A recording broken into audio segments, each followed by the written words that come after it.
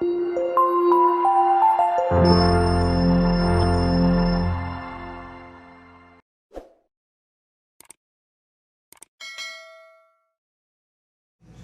everybody to our Monday night shiur, Leil Shlishi, Dalet Menachem Av, the 4th of Av, Menachem Av. We're a day before the yahrzeit of Isha Eloki, the godly, saintly man, Rabenu Ha'ari, the Rabenu Ha'ari Hakadosh, the lion, Rabenu Yitzchak Luria Ashkenazi. That was his name, Rabenu Yitzchak Luria Ashkenazi. So, today's shiur is going to be about Rabenu Ha'ari. I specifically didn't write about what specifically I want to speak about him, but in my mind, after we're going to speak about who he was, I'm planning to give you guys an overview of all the olamot and what, according to the Ari, is our job to fix in the olamot, in the worlds. There are worlds that we have to fix. How exactly does it work from the Ein Sof until the last filter, which is Olam HaAsiyah? How does it work? From Ak to Nikudim, Akudim, Nikudim, and then Olam HaTikun, the world of Tikun, Beriah, Yitzirah, Asiyah. How does it work? Just a 10-minute overview. How does it work from the beginning till the end? Lechvod Rabenu Ha'ari. But I don't know if we'll ever get to it because I never really get to do what I think to do. But before we start, I have to say that our shiur was sponsored by our dear cameraman, his grandmother who passed last week Friday, Rosa Bat Yafa, Ruach Hashem Tenichenu Began Eden. Amen. Amen. So we hope that our shiur will be Ilui Neshama for her, and I've been meaning for a very long time to do it here before school starts, which is in a month. I want to do it with you guys. I didn't do it this year yet. Last year I did it twice. This year I didn't do it yet. Tikkun HaNiftarim. We have to do it one time for this year, especially since the month of Av, the Ari teaches us, when the soul of a person passes away, he doesn't go right away to Gan Eden or Gehenom. Many people think a person dies, he goes straight to the Din. Din is to the judgment court. There's a court case. And then they decide, well, listen, you're a Rasha, you go to hell. You're a Tzaddik, you go to Gan Eden. It's not the way it works. First of all, En Tzaddik Ba'aretz Asher Ya'aseh Tov Velo Yechayta. There's no kind of thing as a righteous man that never sinned. Even the 4 men who never sinned, Binyamin, Yishai, Amram, Kil'av ben David. David HaMelech had a son called Kil'av. Not Kalev, Kil'av. These are the 4 that they say never sinned. And some include also Levi, the son of Yaakov Avinu. Even we know that they sinned. Because we know Yishai had a maid, and he wanted to have a child with her. And his wife switched places with her that night, and he thought he was with his wife, with his maid, when really he was with his wife. And she got pregnant with David. And we know if you think of a different woman while you're with your wife, it's an Averah. So how you say Yishai, the father of David, never sinned? He sinned. While he was with his wife, he was thinking that he was with someone else. So that means he sinned. But the Gemara doesn't count that as a sin. Why? The sins that goes on in the mind, only one of them Hashem counts. Which one? Avodah Zarah. If a person thinks about doing idol worshipping, God considers it as if you did it.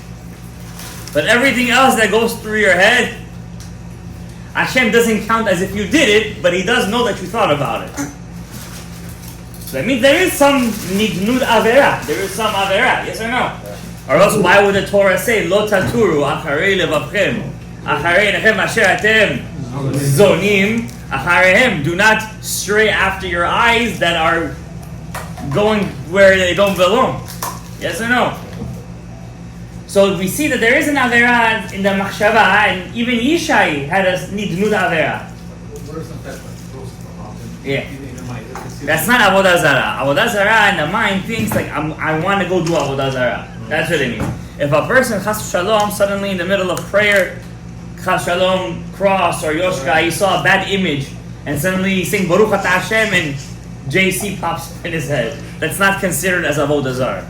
because that's just how you say subconscious. When you don't want to think of something, usually when you don't want to think of something, that's when it pops up. That's when it pops up the most, right? How do you go against those thoughts? Those thoughts come to you. Rav Nachman ben Breslov says the more you think about getting rid of it, the more they come to you. Best thing to do is to ignore them. It's like a bully. How do you get rid of a bully? Only one way. You ignore him. The more you give him that feeling that he's doing something, the more he continues. So too is that Satan. So basically, going back to when a person passes away, he doesn't right away go to Gan Eden or Gehenna. First things first, there's something called Gilgulim. Gilgulim in what? Not Gilgul in a human being. Gilgul could be in a table. Gilgul could be in a rock. Gilgul could be in the earth. Gilgul could be a tree. Gilgul could be in an animal. If a person is lucky, he goes inside a kosher animal. And then suddenly, or if a person is lucky, he goes inside a potato. Fish. And then some guy takes the potato, makes out of it kartoshka, puts inside in the bag. It ends up in a shear, and you pick up that potato, you say an adama right before you learn Torah. Straight the neshama goes up. Straight. But chas v'shalom, if a person's soul ends up in a place like a table, a tree, over there, the neshamot don't go up right away. You can't make a straight tikkun for that. You cannot. Blessing of the tree. For example, says Rabenu Ha'ari in Sha'ara Gilgulim, a person who fed Jews non-kosher food. He was either a shochet, and he slaughtered non-kosher food, and he said it's kosher. Or you served people non-kosher food in your restaurant, let's say, or stuff like that. He gets in the reincarnation in running water. Oh wow! Running water, like Niagara Falls, running water. It's a very big pain for the neshama. How do you fix that? You can't fix that. How do you fix that? You know, sometimes you end up in weird places. Mm-hmm. Suddenly, your flight got diverted and you ended up in Russia. Happened to me once. Our flight got diverted.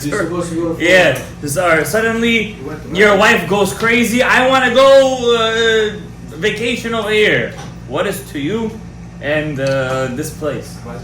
Yes, Vazmichi Madam can go. I'll send her. But she wants you to come with her. And you end up, or suddenly the train stops.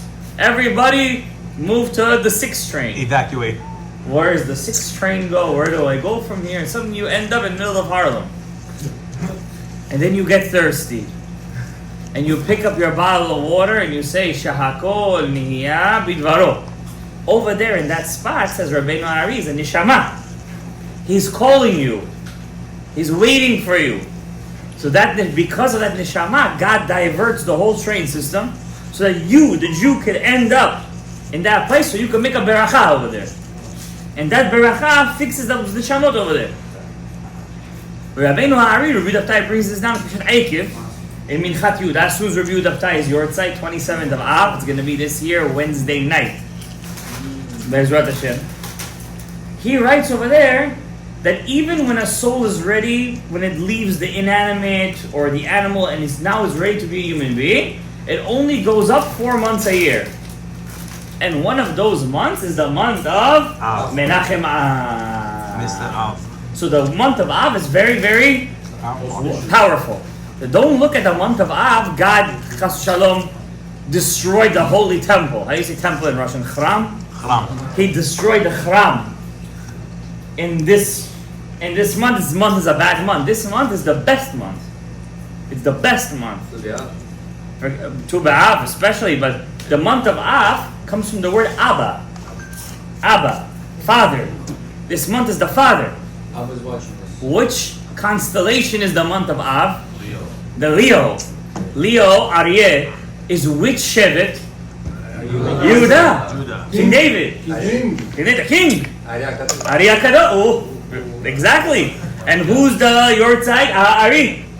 Rabenu Hari. Now, who could tell me, from what we've learned before, which letter in God's name is corresponding Abba? Hey. The Father. The Yud. Where is Hey? Where is Yud? The Kutz. I think there's two of them. The Yud is Chokhmah.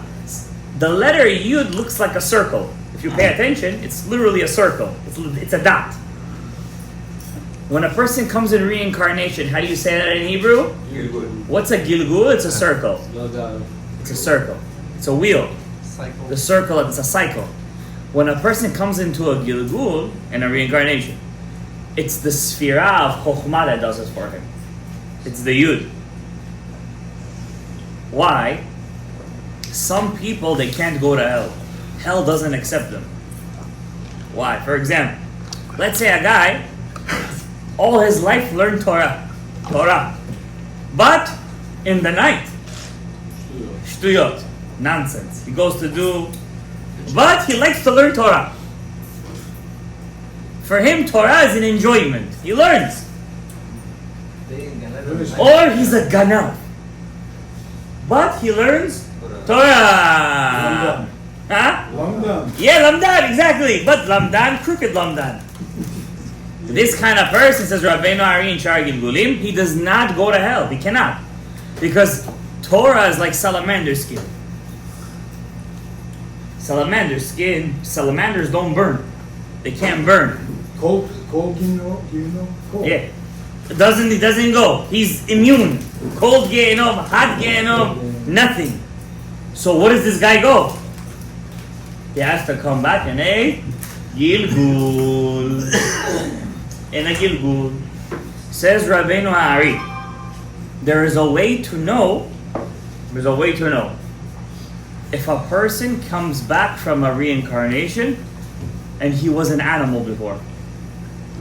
What's the tell? Let's say he went from the animal straight to being a human.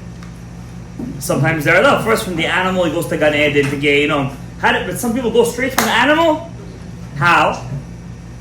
The guy takes the food, takes the meat. Regular day. He says, Sha'akon liya bidvaro, et kavara. Straight he made him a tikkun. He could come back already as a human being. How do you know? Rabbeinu Ari writes this in Sefer HaGilgulim. Not Shar HaGilgulim, Sefer HaGilgulim. Those people who are natural letzanim. You know what a letzan is? Clowns. Everything's a joke for them. Yeah, I'll show you this inside. It's in Sefer HaGilgulim. Everything for them is a joke. Life is a joke. Torah is a joke. Divrei Torah is a joke. You ever meet those kind of people? Everything for them is a joke. And there's plenty in all different places. This guy, you know why he does everything a joke? Because his nefesh behema is so big. His animal neshama is so big. He's a Baal Taiva. And when the Torah comes in, it's for him like it's shtuyot for him. Like it's tradition. It's entertainment. It's community. It's nothing like Gehenom, Gan Eden, you know. For him, his nefesh behema is so strong. That's what the Ari says in Shari Gulim. You know what he also says over there? That most people who come back in the generation of Ikveta de Mashiach, which is our generation, the generation before the Mashiach, most of the nishamot came from the behemot v'chayot. That's why all the Torah for them is one big joke. I'll tell you guys something. If you're in a shiur Torah, and you're sitting and you're learning Torah with everybody. Then there's this one guy who makes a joke. Everything that the rabbi said went straight chas v'shalom to the trash. One joke kills 100 tochechot, 100 musars, 100 zamichanias. One joke. Letzanut. To be a clown, says the Ari, a person who's a clown, always making a clown, joke out of everything, when he dies, he doesn't see the Shekhinah. The Ari says in Shabbat Rashbi, there are 4 people, when they die, they don't see Pnei HaShekhinah. Letzanim, jokesters. Second thing, chanufim. Chanufim is flatterers. Oh, you're the best. You're the best, especially when she's rich people. When he's rich, oh, you're so good. Oh, come sit next to me. You know, always tries to make him. In Russian, in Bukharian, there's a word for it. Kundar mozi, they say. They always try to pick up his ego. Motzi Shemra and Baalei Lashon Hara. Those four people. But the worst out of all of them, says the Ari, is the Letzanut. Yes. How do we know? Worse than Baal Lashon Hara. What does King David start with Tehillim with? Ashrei Aish Asher lo halach be'atzat reshaim u'bederech hataim lo amad u'bemoshav leitzim lo yashav. King David mentions three kinds of sinners: Rishaim, Chataim, and the last one is the worst out of all of them, Moshav Leitzim. Because a Rasha, no matter what, or a Choteh, once a year, Yom Kippur, he has a hirhur of tshuva. He has some kind of hirhur of tshuva, right? Right? And Chachamim say, even if a person is Rasha Merosha, like Menashe ben Hiskiyahu HaMelech, who was the worst, that because of him, Slamal Chram. Because of Menashe, the son of Hiskiyahu HaMelech. But if he had a hirhur tshuva once in his life, one time he thought, I gotta do teshuva, I regret what I did, it's enough to get him out of the 7th level of Gehenom. 7, that's it. So, you know what 7th level is? Your roommate is Yeshu. That's the 7th level. If one time he had hirhur tshuva, who's Yeshu's roommate over there? Bilaam, Titus, and Yeshu. Those are the three buddies over there. They're in Sfa'ar Otachat. They never had once. I guess not. First of all, I don't want to get into the Gilgulim of Bilaam. It's a long story over there. You know, Bilaam said before he died, I want to die like them. Yeah, like Jews. There wasn't nitzots of Kedusha inside of him, in Bilaam. But my point is, I tell you guys, the tikkun of the neshamot is very important. The Bukharian Jews specifically, many Bukharian Jews came back to Judaism because of that 1 year that they kept the Avelut. Yeah. Correct or incorrect? Yeah, every month. They come. Why? They come to the yard site. He hears Divrei Torah. Kaddish he has to make 3 times a day. The greatest chesed a person could do is with the dead. Why? He's not going to get anything back from him. The greatest chesed. You know, we Jewish people, we don't call a graveyard a place of the dead. You know what we call a graveyard? Bet HaChaim, the house of the living. They're the ones that are really alive. We're the ones that are dead. Because we're stuck in the illusion. In that illusion that we have to get ahead in life, we have to have 4 houses, 7 cars, suit has to be custom made. I don't even know what's expensive watch. Rolex, whatever. What, I don't know. He has to have 7 of them, 1 for every single day of the week. Philippe, Shmulip. And if he doesn't have that, he didn't make it in life. You know what I see? That it all starts from a young age. Right now, I'm not in yeshiva teaching, but when I'm in yeshiva, I hear it all the time from the kids. We need to make money. We need to work. Of course, making money is very important, but it's a means to an end. It's a means to an end. I have to, and for what? Respect, kavod. We gave a whole shiur on Shabbat about kavod. Everybody's running after kavod, and everybody kavod runs away from them. I'm gonna tell you a story about Rabenu Ha'ari. Could you imagine, guys? We're sitting over here, all of you sitting over here, and we're talking about a guy who died 600 years ago, 500 years ago. How many rich people died and lived in this world? Who remembers them? You know how you remember them? When you pass by a park and you see Rockefeller. When you pass by a train station. You think people care? Nobody cares. Nobody even knows. Nobody even knows. Y'all want to hear something crazy? The person who destroyed the Chram, I like that word. The Holy Temple, Titus. There is a video coming out. I think you guys should watch it. I told you guys in the morning over here. I saw the menorah. You saw the video? We didn't see it. It's $30. It's 1 hour. The guy, there's a guy, Rabbi Yoel Gold. You guys know him. He went to see the menorah in the Vatican. He went to do a research. He didn't end up making it over there. But if you see the video, you're gonna say like, wow.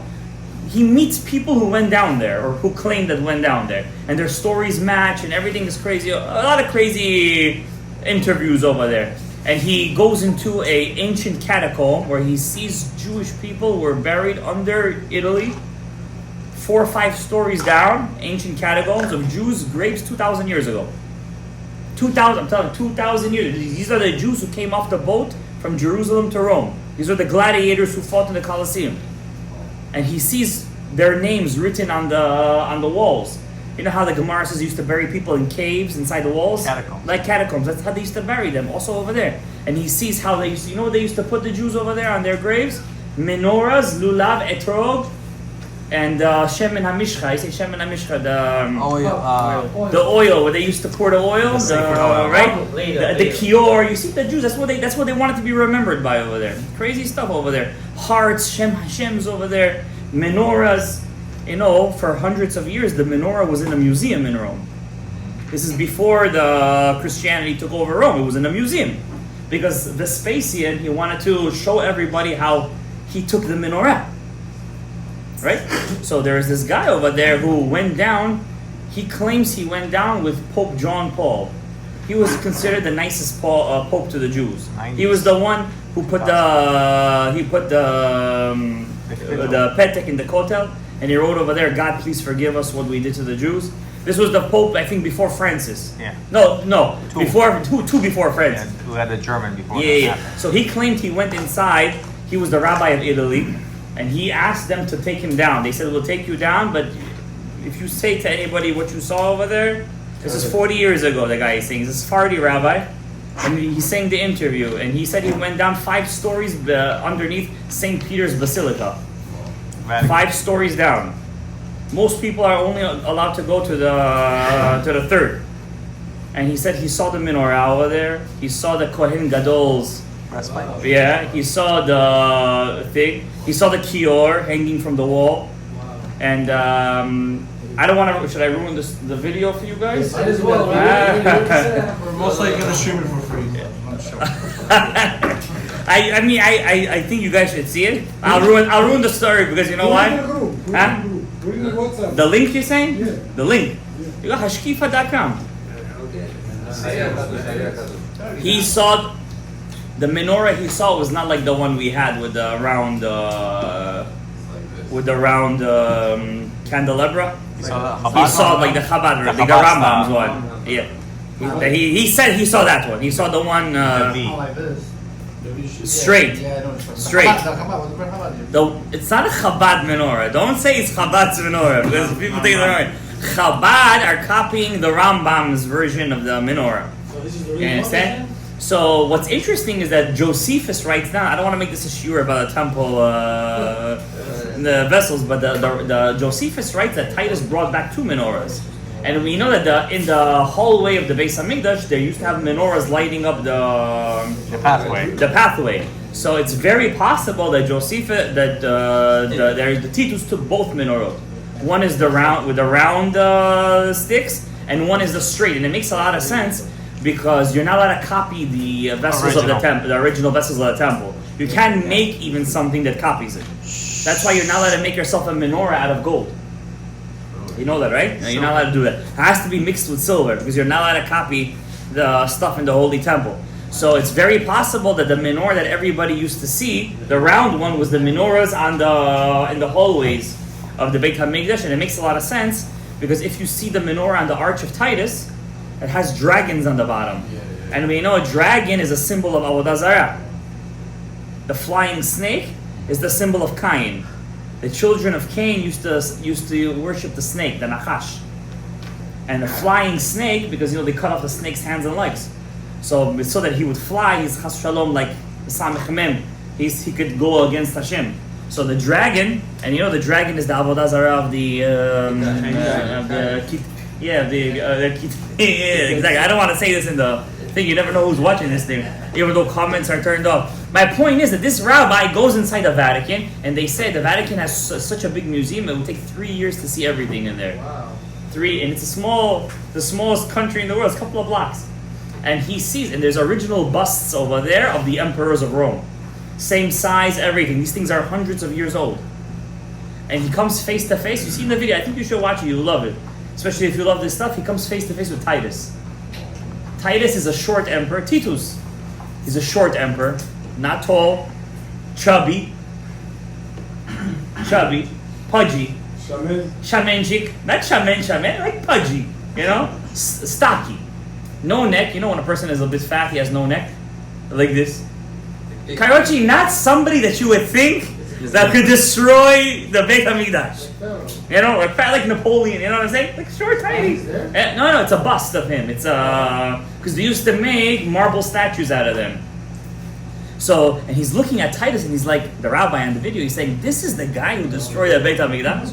This is the guy who got up and he said, Hashem, you are the most powerful being in the world. If I destroy your home, that means I'm more powerful than you.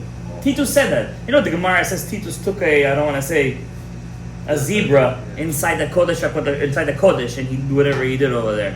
Yeah, the Maharal said, he opened up a Torah. I didn't want to get too much into it. The Maharal says it's a mashal. But the pshat of the Gemara is that he took a sword and he put it inside the parochet.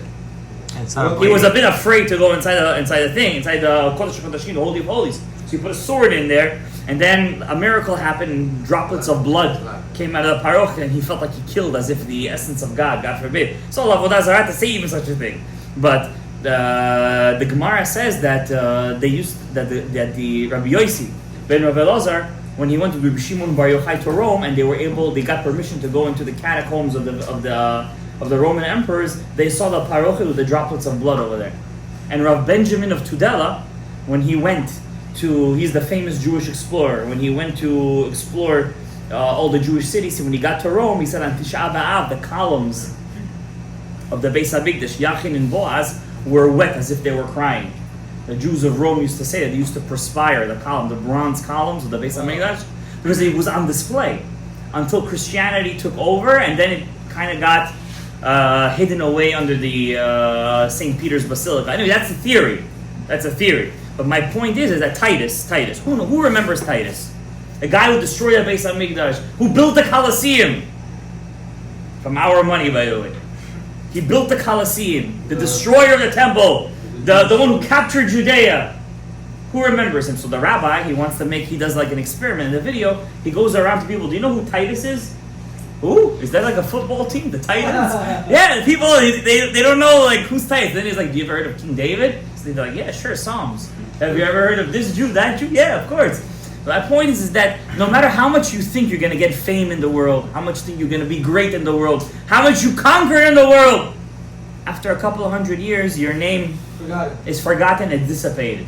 On the other hand, who hasn't heard of Yitzhak Luria? Even the Goyim in university learn Lurianic Kabbalah. Of course, that's Klippa, but I'm just saying that even they know who the Ari Hakadosh is.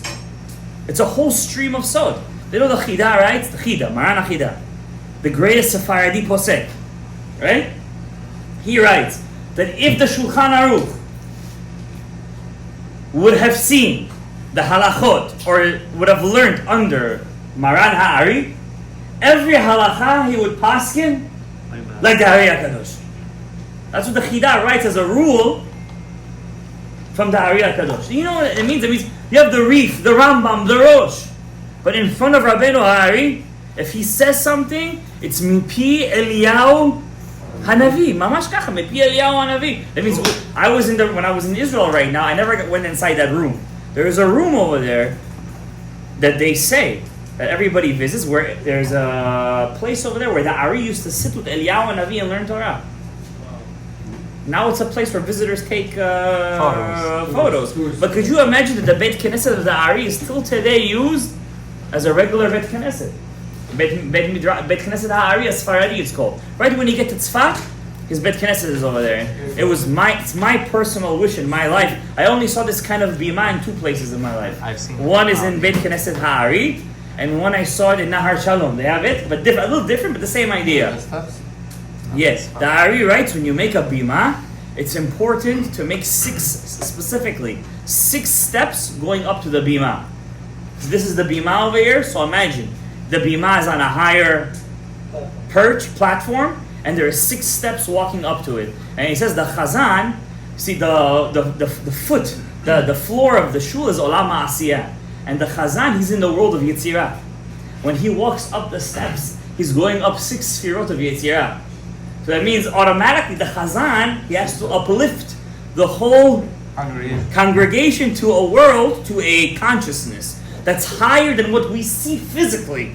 Could you imagine such a thing, Rabbatai? It was always my dream to make such a thing. One day, B'ezrat Hashem should help me. If it's Hashem's will, I should be able to do such a thing. With the help of all of you, of course. We should be Zocheh, B'ezrat Hashem. So, my point is that we're sitting over here, we're speaking about Rabenu Ha'ari. Who was Rabenu Ha'ari? Shara Gilgulim writes, there are 4 rabbis that come from the same Shorish Neshama. 4 rabbis that come from the same root soul. Moshe Rabbeinu, Rabbi Yehuda HaNasi, Rav Hamnuna Saba, Rabbi Eliezer Agadol. These 4 rabbis all come from the same root soul. Rabbi, you know Rabbi Eliezer Agadol was a Levi. He was a descendant of Moshe Rabbeinu. Yeah? There's 4. We have Moshe Rabbeinu. Moshe Rabbeinu. Who's Moshe Rabbeinu? All the Torah in the world that was ever said, he knew. You have Rabbi Yehuda HaNasi, Rabbi. We have Rav Hamnuna Saba. Rav Hamnuna Saba was a great scribe. It was a great sage in the time of the Zohar. That every time Rabbi Shimon wants to say something, he always quotes this rabbi, Rav Hamnuna Saba. That means Rabbi Shimon Bar Yochai felt that Rav Hamnuna Saba was greater than him. He's buried together with Rabbi Chia. You guys know Rabbi Chia? Rabbi Yehuda HaNasi had a student called Rabbi Chia. Yeah, Rabbi Chia Ubanav and his sons. Rabbi Chia had 2 sons, Yehuda and Chizkiah. The Gemara says once Rabbi Yehuda HaNasi used to see Eliyahu Hanavi a lot. He asked him, Rabbi Yehuda HaNasi asked, is there somebody like Avraham, Yitzhak, Yaakov in this generation? What does that mean, is there somebody like Avraham, Yitzhak, Yaakov? Let's understand this Gemara. What does that mean? Is there 3 people in this world that represents in a complete way Chesed, Gvura, and Tiferet? So Eliyahu Hanavi said, yes, there is 3 people, a father and 2 sons, Rabbi Chia and his 2 sons, Yehuda and Chizkiah. So the Rabbi Yehuda HaNasi understood that if you prayed with these 3 people together as Chazanim, their prayer would make such a commotion in Shammai that whatever they say would come true. That means when they would say Baruch Ata Hashem Mechayeh Hametim, what would start to happen? The resurrection of the dead. So the Gemara records in Masechet Talit, if I'm not mistaken, a story that Rabbi Yehuda HaNasi tries to convince them to be Chazanim, and he does, not telling them what would happen. And as they would say, Mashiv Haruach Umorida Geshem, suddenly rain started to come down, and wind started to go back and forth. Yeah, it was a lot, like things like that. And it was about to say, Baruch Ata Hashem Mechayeh Metim. They took Eliyahu Hanavi and Shammai, and they said, are you nuts? It's not time yet. Go down and mess up the whole thing. And the Gemara brings down that he comes down looking, it was Rosh Chodesh. He comes down looking like a bear, as if a bear walked inside the shul, and the whole shul is just dispersed. And Rabbi Yehuda HaNasi understood that he's messing with the big boys now. So the Gemara, the Mefarshim writes, why did Eliyahu Hanavi come down as a bear? Because a bear represents which of the kingdoms of the Galut? Persia. So the Mefarshim say that Eliyahu Hanavi was hinting to them, even though I'm stopping the prayer, I'm just letting you guys know a hint. When you see Persia starting all the balagan in the world, wait for the footsteps of the Mashiach. This is a side point that you guys... Iran. Yeah, exactly. Iran. But there's another Persian... there's another bear. Russian bear. The Russians, the right? Bear. The Russians, Russian, yeah, the two doves. How do you say Russian? Mitzvit. Yeah, the Grizzlies. The Rashaim. Yeah, I heard Trump he's starting something with him again. Huh? He's poking the bear, as they say. And he said, so Rabbi Chia Banav. So you see, these are serious rubs. So they're buried in Tiberias, in Tveria, right across the Rambam. There's a highway. Yeah. So if you go up like 300 steps over there, I don't know if you guys ever been there. It's like literally 300 steps. Yeah, you're on the bottom of the highway, then there's literally like 100 steps to go up to their thing. Very narrow steps, yeah? So you go up there and you see there's a cave over there. The cave is sealed, but over there it says the kever of Rabbi Chia and his 2 sons and Rav Huna. Rav Huna. Who was Rav Huna? Rav Huna was the Resh Galuta. Resh Galuta means the exilarch, the descendant of King David that was in charge of Iraq.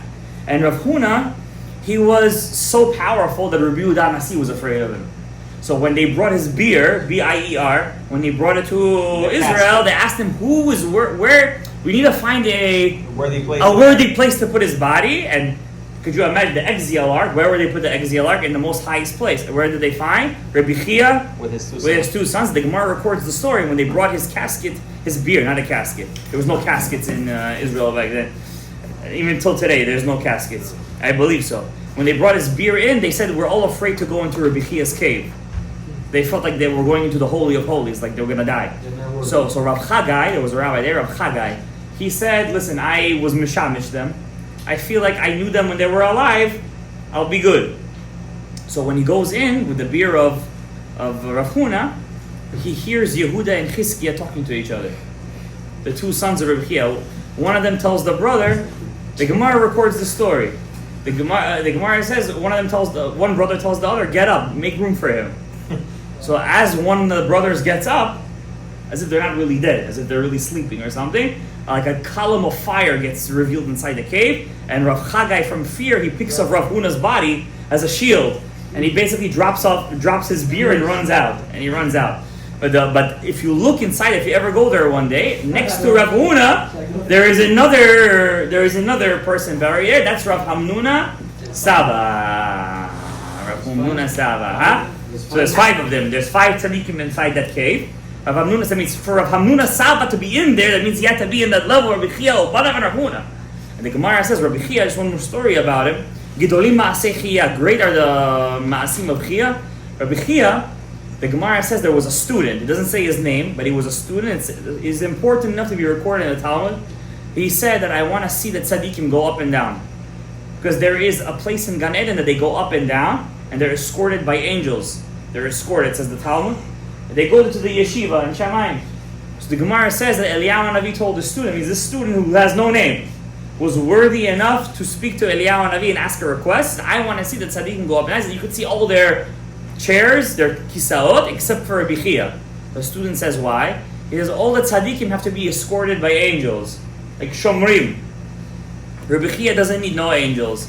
He goes in and out. The Talmud says, okay, no problem. As he was looking, he heard that Rabbi Chia is going, his chair is going up, his neshama. And from the sakranut, from the curiosity, he said, I need to peer at his chair. And he looked, and like 2 electric lightning bolts came out and struck him in his eyes, and he was almost blind till he went to cry by his cave, and he said, Rabbi Chia, I teach your Torah, I learn your Torah, I made a mistake by looking at you, please forgive me, and his eyes were healed. We have a similar story to Rav Ovadia Yosef. He was almost blinded till he went to cry by Rav Yosef Karo's gravesite in Tzfat, and he said, I teach your Torah, I always try to put your Torah first, your halachot, especially with lighting the candles, you have to say the blessing and then light the candles, please give refuah shelema to my eyes, and his eyesight actually, it got back because he was going to be blind, but for the rest of his life he had to wear those sunglasses, because he was very sensitive to light, but he was almost blind. So you see the prayers by these places, they do a Roshem B'Shamayim. So my point is, Rabotai, we see all these tzaddikim, Rabbi Chia, Rav Hamnuna Saba. It says, Shara Gilgulim, Rabbi Chaim Vital writes, there's 2 other tzaddikim, one is a reincarnation of the other, that they come from this line of great rabbis. Rav Hamnuna Saba, Moshe Rabenu, and V'chule. Who are they? Rabbi Shimon Bar Yochai, and his Gilgul is Rabbeinu Ha'ari, Rabbi Yitzchak Luria Ashkenazi. Rabbeinu Ha'ari comes from such a big Shorish Neshama. He died at the age of 38 years old. And I'm going to tell you a secret, guys, right now. All the Torah we have from him is from a Torah he taught from Chaim Vital in a year and 10 months. We say a year and a half, but to be exact, a year and 10 months. Rav Chaim Vital was 30 years old, 29 years old when he met the Ari. That means he was a young boychik. when he learned to do Rabenu Ari, he was a young boy. He thought actually he was greater than the Ari. Why? Because he was Sephardi, he was Italian. His family was from Calabria. And the Ari was Ashkenazi. Some say he was a bit rudish, like a gingy a bit. And he said, what, this Ashkenazi is going to come teach me Torah Tasod? We're Sfaradim. We come from Sfarad. We know all the Torah Tasod. We have Yosef Jikatilia. We have Marichet Elahut, or Yehuda Chayat. He's going to teach me Torah Tasod.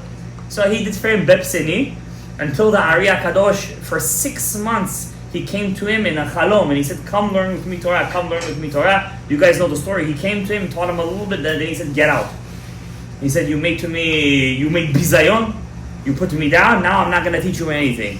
So sometimes you see in the Torah, there's not a free-for-all over here. There's some level of kavod you have to give to the Rebbe, some level. It says if your Rebbe is not to you, like Malach Hashem Tzvakot, don't make him your Rebbe. You understand what I'm saying? If your Rebbe to you is not Malach Hashem Tzvakot, don't make him, it means if you don't see him as somebody like a Malach Hashem, don't make him your Rebbe. And we're over here saying Rav Chaim Vital, over here, what Malach Hashem Tzvakot? Over here, the Rebbe has to see the student as Malach Hashem Tzvakot in these days. That's what our world has turned into. The Rebbe has to see the students Malach Hashem Tzvakot. Don't, no, it's also a sign of Mashiach Tzidkenu, Chutzpah is gay. So Rav Chaim Vital was kicked out. What Rav Chaim Vital? He said, no, I'm not going to learn Torah anymore. I know this guy. I think he's around 45, 50 years old. When I was in 71st, he used to come once in a while to say Kaddish for his father and mother. He used to go to a yeshiva in 108th Street. And one time he was a very hooligan kid. And the rabbi wanted to put him in his seat. He kind of took him in a chokehold. Till today, he's 45 years old. He's telling me the story. I can't forgive that rabbi, what he did to me. And I don't keep anything. That means he held it. It was so traumatic for him. Now, could you imagine Rabbi Chaim Vital? 6 months. And the Ari comes to him and he says, get out, I'm not teaching you anymore. Ad Khan, he tells him. You think he went home and he cried? He could have said very easily, my Rebbe is the Maharam Al-Sheikh. The Al-Sheikh is my Rebbe. What do I need you for? He could have said it very easily. What did he do? He went home. He cried. He wore sack. He put efer. Ari Hakadosh sent him a message. He said, you can come right now. It's a lesson over here. Number one, the student shouldn't take it too much to the heart, and the Rebbe shouldn't be too hard to forgive. You should also forgive. You understand? And where do we see this very beautifully? In the Gemara of Yeshu Anotzri. Yoshka Poshka. Yeah, his Rebbe, Rabbi Yoshua ben Parachia. Parachia Mo'otu, the Rapach Nitzotzot. Rabbi Yoshua ben Parachia, he kicked him out of the yeshiva. He came to him many times, take me back, take me back, take me back. And then he wanted to take him back, and then he didn't come back, and what did he start? Yoshkaism. I don't call it Christianity, I call it Yoshkaism. That's what it is. There was another student like this. He was also kicked out of yeshiva, and he started, what did he start? Marxism. What's his name? Trotsky. Leon Trotsky. Yeah, Yehuda. Yeah, I'm saying he was a yeshiva boy. Why do you supposed to say the story? Yeah, Bronstein, his name was. He got kicked out of yeshiva, and then he found a friend. He said to him, Kutzi Putzi, Mr. Lenin, and he was his general. He was the general of the Red Army because there was a machlokes. There was when they kicked out the Tsar, there was the White Army and the Red Army. Trotsky was the Jewish mind, the genius. He led the army and he won, but he didn't pay attention. There was a Gruzini that set his eyes on him, Mr. Joseph. Yeah, that wasn't his real name, Stalin. You know his title. Yeah, what's his real name? Jugashvili. Yeah, something Shvili. Do you know Jugashvili he started off as a priest, a Georgian priest, Eastern Orthodox priest. He was in yeshiva too, but the Goyim's yeshiva. And he was kicked out of yeshiva too. Do you know Stalin was also in their yeshiva? Jewish. Yeah, not Jewish really. He was a Goy 100%. Yeah, he was 100%. He was a Gruzin. He was a, not Catholic, Eastern Orthodox. And he was learning to be a priest. And he was making problems with all this Marxism. And he got kicked out by the priests. And he also, Lenin, Puzi, and that's why one of the biggest countries that he was wiping them out was Georgia. The Gruzini. He had a very big grudge against them because what they did to him as a young boy. he held a very big grudge against him because he went to. I don't want to get into this klipot. All right. Speaking about them gives them power. My point is, we're sitting over talking about. I want to tell a story about Rabenu Hari. We're already. You see what I'm saying? I wanted to get to the olamot because you speak one thing of Torah, you can't. It's so sweet. Torah is so good. To'amea Chaim Zachu. Before you eat the food of Erev Shabbat, you have to say To'amea Chaim Zachu. We're tasting the taste of life. Give you a halacha before we say the story of Rabenu Hari. Rabenu Hari, the halacha is that you're not allowed to eat meat this week, right? Mm-hmm. So I saw this video by Rav David Yosef. I never heard of such a thing that existed. He claims that he saw it. Rav David Yosef, the Rishon Lezion. Huh? Yeah, there. You've seen this? But did you see restaurants doing siyum maseh? I never thought this in my life. Okay, maybe in Brooklyn there is such a thing. They do that in Brooklyn? Used to do They stopped. So anyways, so he said basically that restaurants not to lose business during this week because people want to eat meat. And I'm telling Rabbi Sam, just today I got 3 phone calls. Rabbi, give me a terror to eat meat. I need to eat meat. I'm telling you, just today I got 3 phone calls. 1 day into it? Come on. 1 day into it, it's insane. But it's a bit pathetic, as they say. Just to hold yourself remember the Beis Hamikdash that you can't hold yourself for 6-7 days not to eat meat. And that's, huh? People don't like milk, that's the problem. So eat pasta, eat fish. Well, I had fish today with this bronzini. Amazing. Salad. Exactly. The whole point of Hashem's Shulchan doesn't have its basar. We're going to stay stuffing our face with a little bit to remember the Korban. Nothing happened. A little bit. Israel runs on coffee and cake. So 1 week will be Israelis. Coffee and cake. I like it. Me too. So he says over here that apparently some restaurants in, I don't know where he saw this, they invite yeshiva boys to make siyum masechets around the clock. So they can serve food. So they can serve meat. And he said whoever does this, avera gedola, it doesn't count, it's a kol shtuyot. How is it allowed to do meat? That's what they do. They make a siyum masechet, kabut abi. I just want to tell you guys something interesting about siyum masechet. This is why I specifically didn't do a siyum masechet. I could have opened up a masechet tamid, midot, and served meat today. It would be wrong. I'll tell you why. You're only allowed to do a siyum masechet if you finish the masechet as you were learning. You can't finish a masechet 7 months ago and say I'm doing right now siyum masechet. You understand what I'm saying? Huh? Wait till finish. You could slow down your learning. You could slow down, but you can't finish and hold it in reserve. Last one. Then take out your revolver and start shooting siyum masechets. My point is, Rabbi, 5-6 days, I think is going to happen. To us, we're going to be off meat because all it's healthy. But to eat some masechet, but that's not the point why we do it. I'm just letting you know that. But there is a time we could eat meat. When? Erev Shabbat. You can taste the food of Shabbat. You can taste the food of Shabbat. Good or no? Amazing. You're the cook this week? Nice. What if your wife starts cooking Thursday for Shabbat? That's a good question. Good question. And she always does If she starts to cook Thursday night, Leil Shishi, I would say good. Oh yeah. You gotta say good. If she cooks Thursday morning, I've never seen that before, I'll be honest with you. Thursday night, yeah. But before you touch the, now, when he says you could eat, yeah, when he says you could taste it, doesn't mean you can give yourself a whole langeria of food. That's not what it means. That's not what it means. It means to taste it, yeah? A little bit, a little bit in small. Half a plate. But the secret is before you eat it, you have to say something. No. To'amea Chaim Zachu. Ariel, you're the cook, no? To'amea Chaim Zachu. Why? You're not tasting the food of the week. You're tasting the food of Chaim, of life. The food of Shabbat is life. Whatever you eat during the week, sitra. But whatever you eat on Shabbat, it's HaChaim. You could, by the way, it's a mitzvah on Shabbat to stuff your face.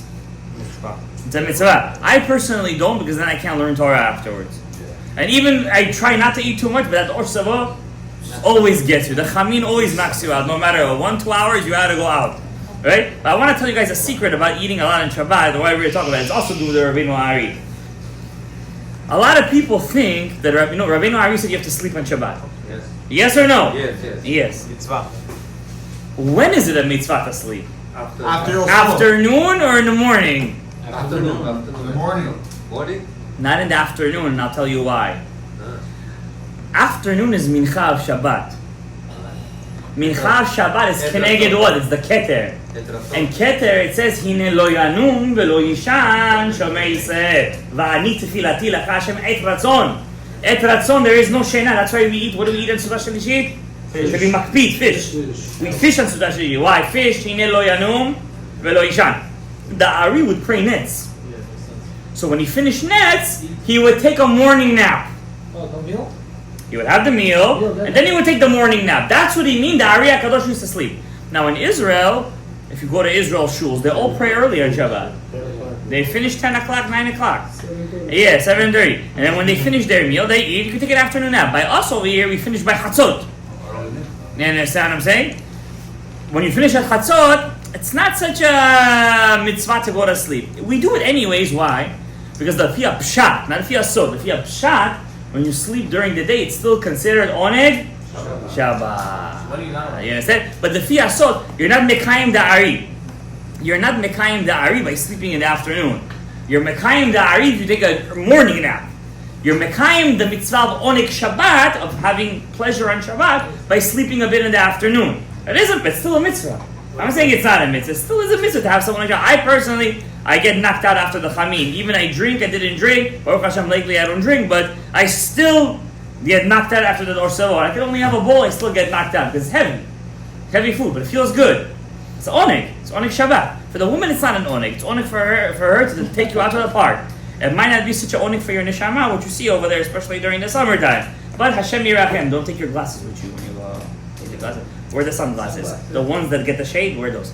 Anywho, so I'll tell you the mitzvahs. Why do we eat the food before Shabbat? Why is it a mitzvah? Why is it allowed? We're not allowed to eat meat for 9 days. Okay, Shabbat I understand, we eat meat. How come we're allowed to taste it? What's the reason? Shalom bayit. Shalom bayit. Rabenu Ha'ari says it's a mitzvah to eat before Shabbat from the food of Shabbat.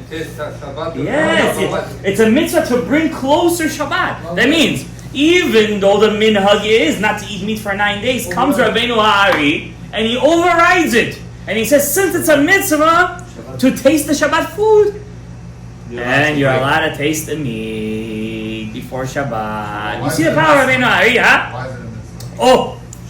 I'm going to tell you guys a chidush, and then unfortunately, I'm going to have to end the shiur. You see that Rabenu Ha'ari is so sweet. That's what he said. Everybody's awake today. Except for the descendant of Rabbi Eliezer Agadol over here. So, Rabenu Ha'ari, so why is it a mitzvah to taste from the food? Why is it a mitzvah to taste from the food? I want to go through something interesting. You know, on the, I heard this chidush today. It's a chidush. It's not my chidush. I heard it from a rav. There is a book that we read in Tisha B'Av. What's that book? Eicha. Eicha. Who wrote Eicha? Jeremiah. Yirmiyahu Hanavi. Right? Yirmiyahu, Jeremiah the prophet. Jeremiah, the rabbi says. You can't say Jeremiah. Jeremiah. Yeah. Yirmiyahu Hanavi, the prophet. He was a very controversial figure. In his time was a king called Yehoiakim. Not a good guy. The Gemara says in Masechet Sanhedrin that he tattooed the name of Avodah Zarah on his Brit Milah. Yeah, the Gemara says this. Yehoiakim. Not a good guy. Avodah Zarah, yeah, he tattooed it on his bris. Yeah, I know, even because he was machmer. He wanted to make with all of his body averos. Now his bris always has a mitzvah because you made a bris on it. So even to ruin that, he tattooed a Baal on the bris. So Meshuga. So this Yehoiakim, in his time, Jeremiah wrote the book of Lamentations, Eicha, which we read on Tisha B'Av. Yehoiakim was a rasha. When he saw the book, he said, "Give me the book." He told the sofer, read a line, cut it, line by line, shred it, like a shredder, shred it, and burn it in the fire. And then go after Yirmiyahu, kill the prophet. That means this guy was not a good guy. What did God say to Yirmiyahu Hanavi? Not only are you not going to run away, you're going to continue to prophesy, and you're going to rewrite the book, and now you're going to add an extra chapter. You're going to add an extra chapter. And we read it at the end, Yirmiyahu Hanavi was in jail.